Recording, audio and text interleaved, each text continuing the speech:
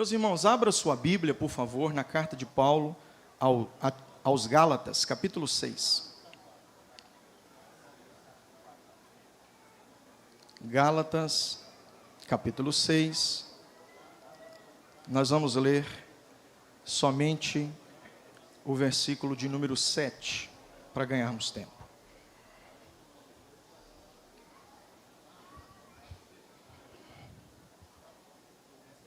Vamos fazer o seguinte, vamos ler 2 versículos. Eu queria ler do 1 ao 7, mas aí vai tomar muito tempo. Vou ler o 3 e o 7 só. Glória a Deus. Gálatas 6 e 3, diz-nos a palavra de Deus. Podemos ler, meus irmãos? Quem não encontrou na Bíblia, acompanha aí no telão. Diz assim o versículo 3 do capítulo 6. Porque se alguém cuida ser alguma coisa, não sendo nada, engana-se a si mesmo. Interessante isso, né? Vou ler mais uma vez. Porque se alguém cuida ser alguma coisa, não sendo nada, engana-se a si mesmo. Versículo 7, por favor.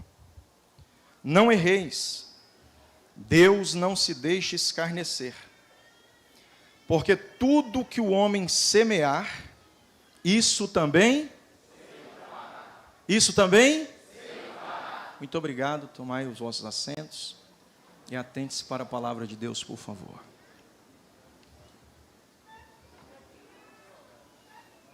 Eu quero construir um pensamento rápido com vocês aqui. E o porquê do que eu quero tratar, uma fala apenas na nossa reunião à tarde aqui na segunda. O pastor Júlio César, ele fez menção de algumas pessoas que não estão mais conosco. E no fim, ele disse, vai acabar os diáconos tudo brincando. Na brincadeira que o senhor fez, eu senti um peso espiritual naquilo ali. Porque por mais que a gente brincou e riu com aquilo, não é muito sério? Seríssimo. Foi lida uma lista vasta de pessoas que estiveram conosco e já não estão mais. E a pergunta que nos cabe é essa. Por que é que em dias como esse as pessoas estão cheias de gás, de ânimo, de vigor, para exercer o seu ministério, mas passado algum tempo, parece que o combustível vai acabando, igual um carro mesmo, né? Vai gastando, daí a pouco está na reserva e se não abastecer de novo, acaba ficando encostado na beira da estrada da vida ministerial. Pensando no que o pastor Júlio César falou, eu fui para casa refletir. E eu me peguei perguntando por várias vezes por que é que as pessoas vêm para ser consagradas, cheia de convicção de que vão exercer o ministério, e passa algum tempo depois, a convicção acaba, o desejo ministerial vai se esvaindo, e a missão de cuja qual foram chamados para exercer, passa a não ser mais uma validade ou uma verdade na vida de quem foi consagrado para exercer esse ofício. Eu aprendi desde o início da minha fé que ministério não é brincadeira. Embora o meu ministério aconteceu muito rápido, a propósito, o pastor quis me consagrar em primeira ocasião direto a presbítero, porque vi a aptidão que eu tinha para o ministério. Mas eu fui diácono primeiro, porque eu achei necessário passar por essa escada ministerial. Eu estou dizendo para vocês aqui, que todo mundo que está aqui hoje, que vai ser consagrado, não está vislumbrando a queda, não está enxergando o tombo, não consegue contemplar a sua vida se tornando um fracasso depois. Todo mundo começa bem. Só que por que é então que muita gente que começa bem termina mal? Já parou para se perguntar? O salmista no Salmo 42, versículo 7, nos responde. Ele diz que um abismo puxa outro abismo, então ninguém cai de uma vez. Quem concorda diz amém. E se ninguém cai de uma vez, a gente tem que se atentar para o conselho de Paulo aqui aos Gálatas. Ele diz, não erreis, de Deus ninguém zomba, tudo isso que o homem plantar, isso também ele colherá. Significa dizer que pode até tardar a colheita, na nossa perspectiva cosmo-humana, mas a colheita chega. E o que é que faz um obreiro fracassar? Vou me utilizar de 4 exemplos rápidos aqui, que foi os que mais me chamou a atenção. Eu não sei se vocês sabiam, mas 4 personagens bíblicos suicidaram.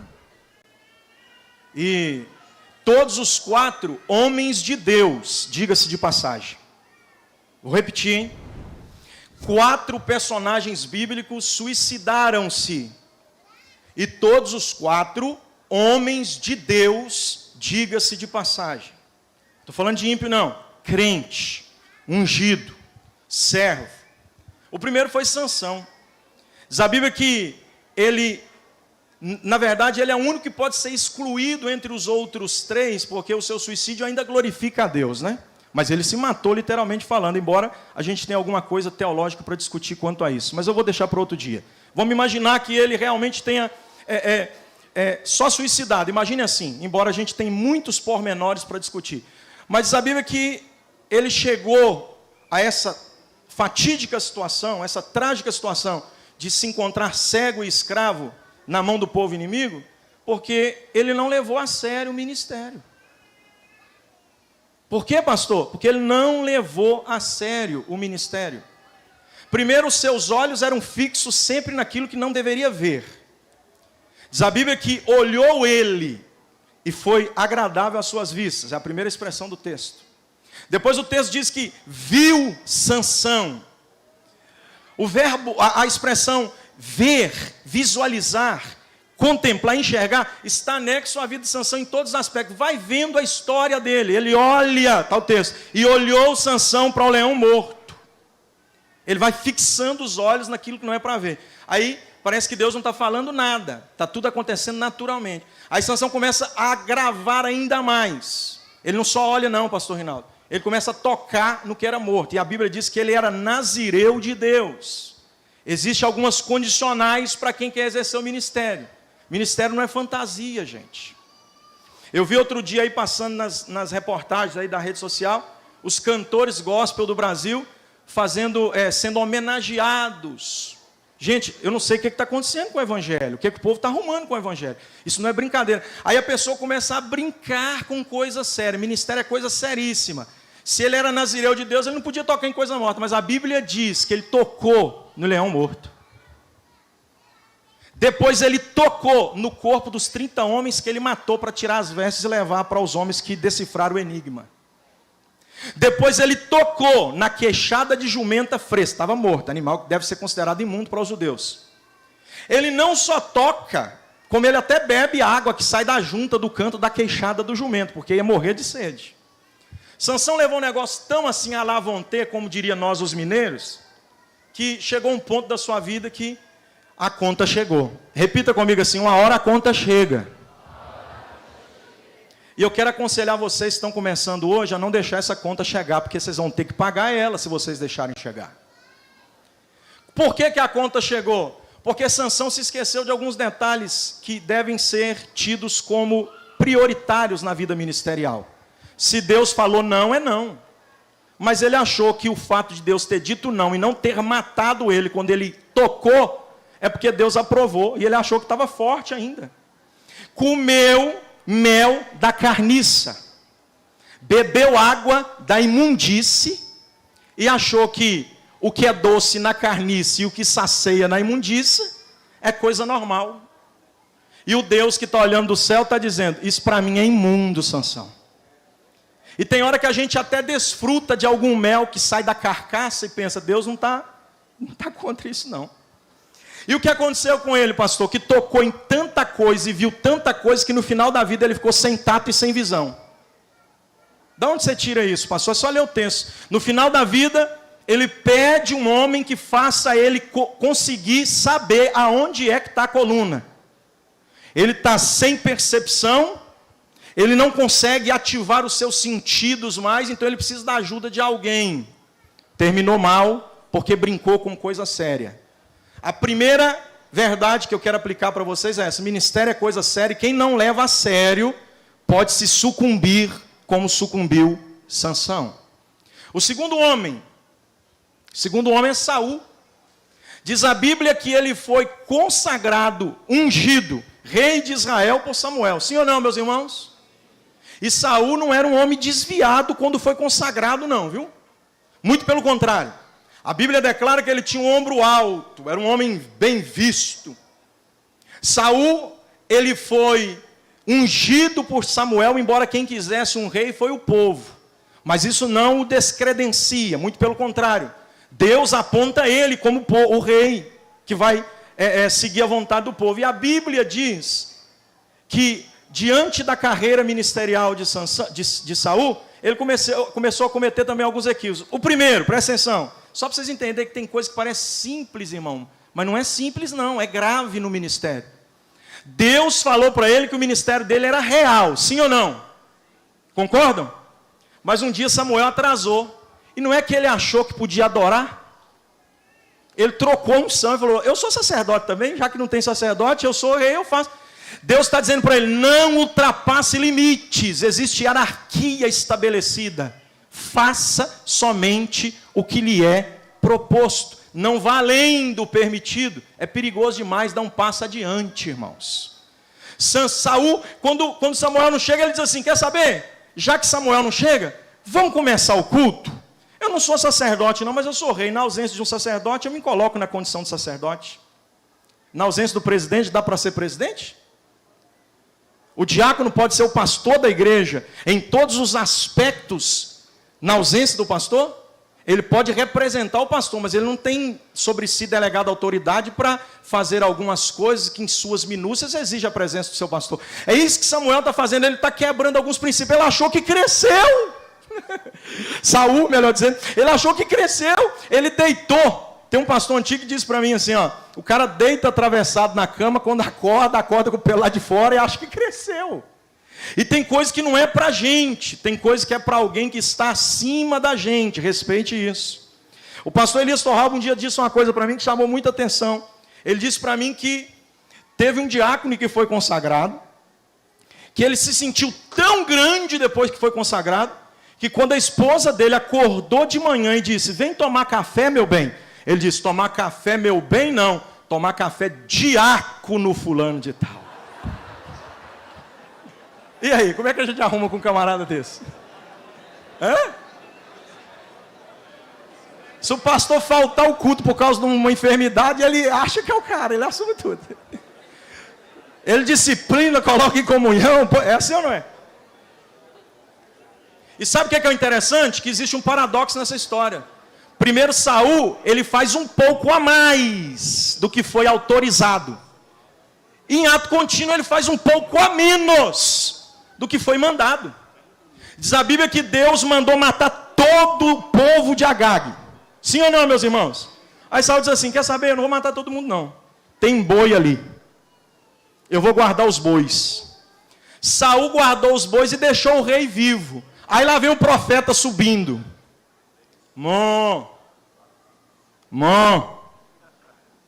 Aí o profeta ouve. Porque tem gente que está enganado. Tem gente que acha que Deus não tem um profeta disponível a todos os ouvidos para os nossos pecados escondidos serem ouvidos pelos mugidos. Posso repetir isso aqui? Deus sempre terá um profeta de prontidão para ouvir o mugido dos nossos pecados escondidos. E a Bíblia diz que Samuel matou Agag e repreendeu Saul. Agora sim, perdeu o reino. Deus não está mais contigo não, para de graça. Pode ter a cadeira, mas não tem mais a unção. Pode estar com o cetro na mão, mas já não tem mais a graça. Vai continuar aqui, mas o ministério já perdeu. Por quê? Porque uma hora faz mais do que pode, outra hora faz menos do que deve ser feito.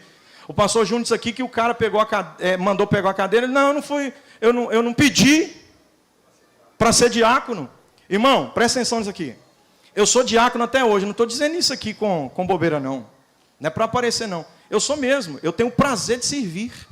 Se eu ver em qualquer ambiente que não tem ninguém se prontificando para resolver alguma questão, por mais simples que seja, eu me prontifico a fazer. Se está na falta de alguém, por que eu não posso? Deus não me deu duas mãos, eu estou usando elas com perfeita saúde, graças a Deus por isso. Eu não estou andando. Só que tem gente que depois que ele recebe o ministério, ele fica igual um Saul. Não vou fazer tudo não, porque eu já fiz quase tudo mesmo. E quase tudo não é tudo para Deus. Com Deus é assim, ou é totalidade ou não é nada. Porque com Deus é assim, meu irmão. Ou é Ele acima de tudo e ninguém depois dele, ou depois dele é Ele de novo. Minha mãe até fala assim, primeiro é Deus, depois é Deus de novo. Então olhe para mim aqui, por favor. Se o seu ministério for um ministério relaxado, onde você faz quase tudo e acha que por fazer quase tudo já é o suficiente, Deus está dizendo para você, faça tudo, porque eu não aceito quase tudo, comigo é totalidade. Não é parcialidade. Terceiro, eu já estou caminhando para concluir. O terceiro é Aitofel, e esse é um personagem menos conhecido, um pouco mais desconhecido da maioria de nós. Bem desconhecido ele da maioria de nós. Aitofel se suicidou por quê, pastor? Porque ele foi fazendo a mesma coisa que Saul e que Sansão. Ele foi brincando. Ele era avô de Betseba. E a Bíblia diz que depois que Betseba teve o caso extraconjugal com Davi, ele refutou a consideração, embora fosse muito próximo de Davi. Ele era um homem que aconselhava os reis. Diz a Bíblia que os seus conselhos eram como o de Deus. Olha o nível do ministério que esse cara tinha, gente. Já parou para pensar?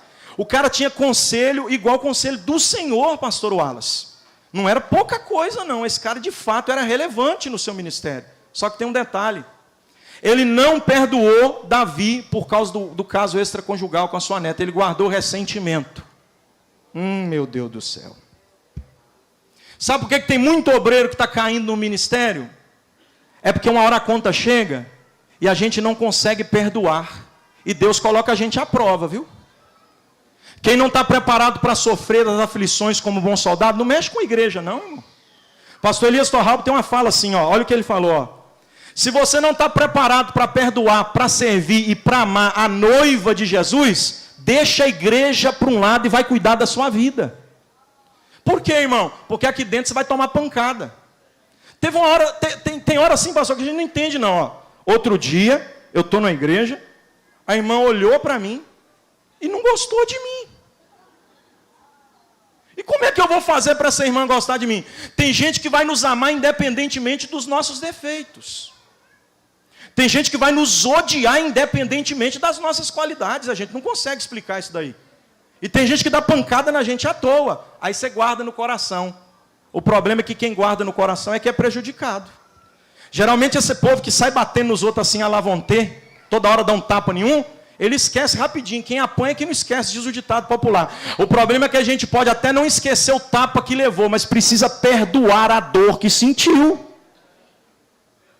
Quem carrega consigo ressentimento, ele afunda o ministério. Eu conheço gente, inclusive, gente, olha para mim.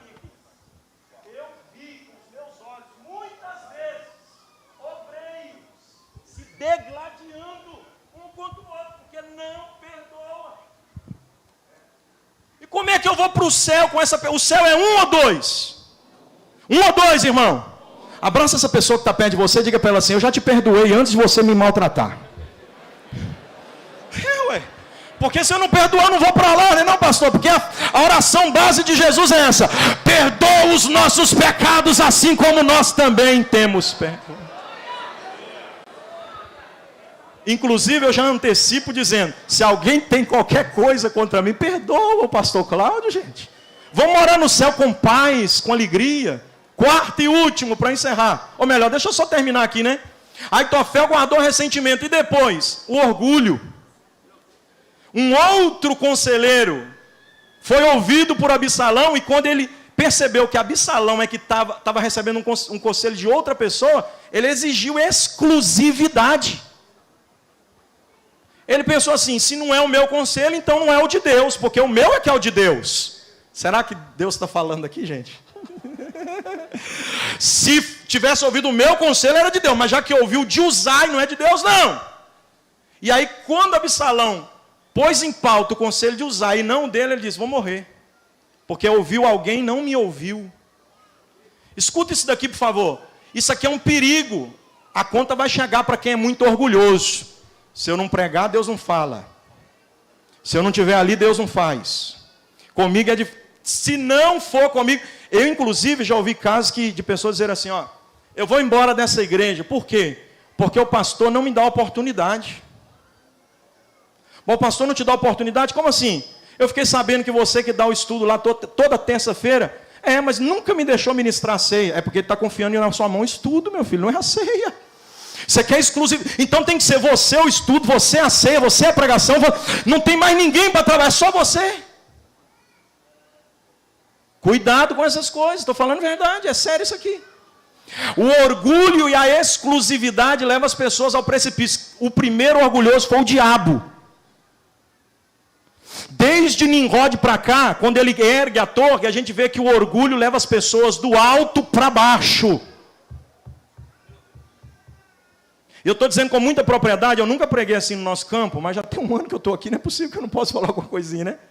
De madrugada eu me senti incomodado, porque às vezes eu estou querendo pegar leve para me sair bem, aí Deus cobra da gente depois. Então deixa eu dizer uma coisa para vocês aqui, irmãos. Se você não quer sentir o peso da corda no pescoço, para de se sentir a última bolacha. Porque a última bolacha do pacote é aquela que está mais quebrada no fundo do plástico. Geralmente é aquela que nem está inteira para poder aparecer. Levante a sua mão e diga: Jesus, usa-me. Mas usa o meu irmão também. Aí dá glória a Deus quem achar que deve, porque essa aqui é difícil de descer, né? Por fim eu encerro. Judas.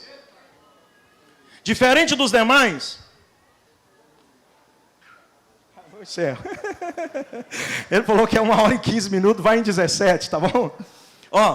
Judas é alguém diferente dos outros três. Por quê? Porque esteve do lado de Jesus. Participou do colégio apostólico. O seu nome Iscariote é a junção pelo vocábulo is, que é de Quiriote, cidade existente. Isto é, Judas veio de Quiriote, o único que não era galileu. É aquele que deveria se destacar. O seu nome é o plural de Judá. Judá quer dizer louvar e Judas louvado. O homem nasceu para ser louvado. Principalmente partindo pelo pressuposto que o pai dava o nome ao filho nos momentos antecedentes ao parto ou que circunlavam envolto do parto. Então Judas nasceu para ser louvado e acabou sendo maldito. Era o único que não era galileu, mas não se destacou não só por não ser galileu, se destacou por ser traidor. Diz a Bíblia que era o mais intelectual, por isso foi o tesoureiro. Só que ele cometeu 4 erros gravíssimos. Primeiro, erro político. Quis fazer do ministério de Jesus um ministério político. E estou dizendo uma coisa para vocês, irmãos. Uma coisa é a gente se posicionar politicamente. Outra coisa muito diferente é a gente fazer politicagem. E o obreiro que se envolve com politicagem é um obreiro que está sentindo já o peso da corda no pescoço. Eu desconheço alguém que envolveu com politicagem que saiu bem lá na frente. Segundo erro de Judas, foi moral, ou melhor, foi ético. E não por falta de ética, por excesso dela. Diz a Bíblia que a mulher estava adorando, quebrou o vaso alabastro, está lá adorando Jesus, e ele chegou e disse: para que isso tudo aí? É aquele protocolo ético litúrgico que põe um nível de adoração no culto. É um obreiro que diz: isso aí é de Deus, aquilo não é de Deus, isso aqui precisa, aquilo não precisa. E tem uma coisa que a gente precisa entender, irmãos. Quem põe um nível de adoração do culto é o Espírito Santo que se manifesta dentro dele. Um dia eu estava pregando lá em Alto Paraguai, no Mato Grosso. Tinha um rapaz que toda hora saía lá de trás, vinha aqui na frente e marchava na minha frente. O povo prestava atenção só nele. Eu coçava de vontade de mandar aquele camarada ficar quieto. Mas eu pensava comigo: sei lá de onde é, qual buraco fundo que Deus tirou esse camarada, de qual beco escuro que tirou, porque ele está com tanta alegria para adorar. Deixa ele adorar, ele está adorando a Deus. Só que Judas quis pôr controle. Aqui pode, ali não pode, esse tanto pode, esse tanto não pode. Isso aqui é muito exagero, isso aqui é... E na igreja não funciona assim não. Não somos nós que temos o termômetro espiritual para medir culto, não. Aqui dá glória a Deus quem quiser dar glória a Deus, dá aleluia quem quiser dar aleluia. Se movimenta quem quiser se movimentar. Tem alguém entendendo a mensagem aqui? Terceiro erro de Judas foi o erro moral. Diz a Bíblia que ele pegava da bolsa, ele se envolveu com dinheiro. E dinheiro é um perigo, irmãos. Dinheiro é uma coisa que põe cabresto na gente, se a gente não vigiar. Judas, ele não controlava o dinheiro, era o dinheiro que controlava ele. Tanto é que ele reclama a mulher que derrama o vaso com 300 denários, mas vai lá e vende Jesus por 30 moedas de prata. Para a mulher é muito, mas para ele vender Jesus, 30 moedas serve. E quando ele pega, ele está dizendo: o meu caráter foi deturbado. Dinheiro não é brincadeira, cuidado com o dinheiro, hein? Quarto erro de Judas. Primeiro, político. Segundo, ético. Terceiro, moral. E o quarto foi espiritual. Diz a Bíblia que o diabo entrou. Sabe o que Jesus disse em João 6,71? Ele diz assim: Judas... Não, ele não disse Judas, ele disse: não chamei vós a 12? Aí os discípulos: sim. Ele disse: um de vocês é um diabo. Olha para esse irmão que está do teu lado aí, vê se ele tem cara de diabo, por favor. Você viu que ele não tem cara de diabo, né? Diga para ele assim: cuidado para não ficar parecido com ele, hein? Meu Deus do céu, se vocês estivessem entendendo o que eu estou falando. Eu não quero que você termine como um diabo. É por isso que eu fui tão contundente e incisivo aqui para dizer para você que a minha alma se alegra em saber que você está sendo consagrado. Mas a minha alma vai se alegrar muito mais se a gente conseguir se reencontrar no trono de Deus diante da